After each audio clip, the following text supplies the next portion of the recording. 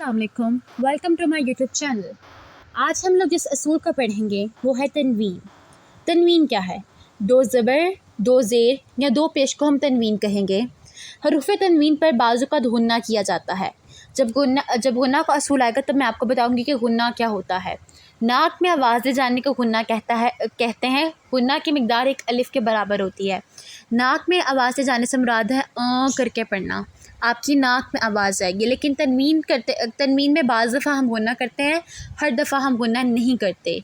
Knees तनवीन हमेशा कलमे के आखिर में आती है। कोई भी वर्ड लिखा होगा तनवीन हमेशा उसके एंड पे आएगी, दरमियान में या शुरू में नहीं, एंड पे आती है तनवीन। आज हम कौन सी तनवीन पढ़ेंगे? आज हम दो ज़बर की तनवीन पढ़ेंगे। ज़बर और दो ज़बर में फ़र्क है। हर्फ तनवीन के साथ जो अलिफ या लिखते हैं वो पढ़े नहीं जाएंगे। जैसे बा अलिफ दो ज़बर को हम बा दो ज़बर बन पढ़ेंगे। ता अलिफ दो ज़बर को ता दो ज़बर तन पढ़ेंगे।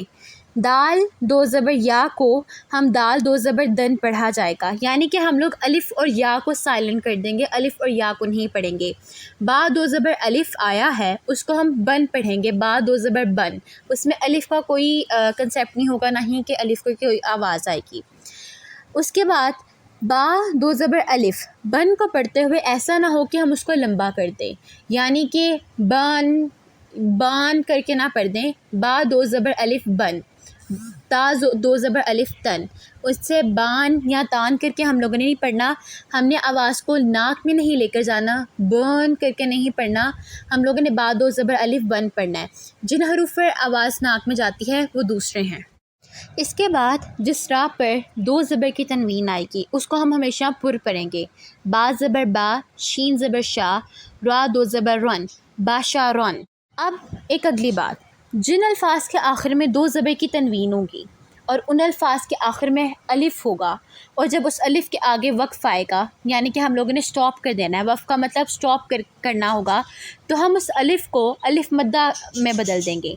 जैसे जीम ज़बर जा, नून ज़बर ना, फ़ा दो ज़बर फ़न, जना फ़न।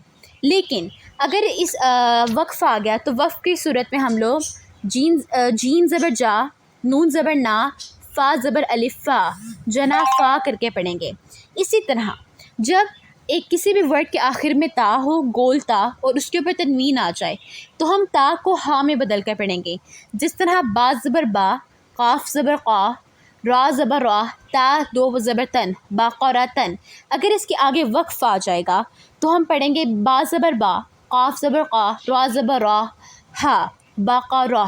बाक़रा तन नहीं पढ़ेंगे, बाक़रा पढ़ेंगे, मगर ये उसी सूरत में होगा जब हमारे हर्फ के आखिर में वक्फ़ आएगा, वरना हम लोग इसे जनाफ़न और बाक़रा तन ही पढ़ेंगे। अब ज़बरा हम तनवीन के हिज्जे करने का तरीका पढ़ लेते हैं। आइन ज़बर आ, जीम ज़बर जा, बा दो ज़बर बन, आजा बन। हमज़ा अलिफ ज़बर आ, मीम ज़बर मा, नून ज़बर ना, अमाना, ता दो ज़बर तन, अमाना तन।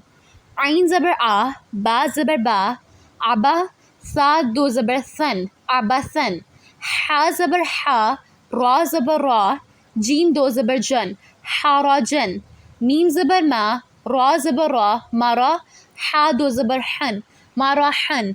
अलिफ ज़बर आ, हा ज़बर हा, दाल दो ज़बर दन, आहादन। अब आप देखेंगे कि आहादन में जो साथ एक अलिफ लिखा गया मैंने उसको नहीं पढ़ा, लेकिन अगर ये किसी आयत के आखिर में और आयत के आखिर में वक्फ़ आ जाए तो हम इसे आहादन नहीं आहादा पढ़ेंगे।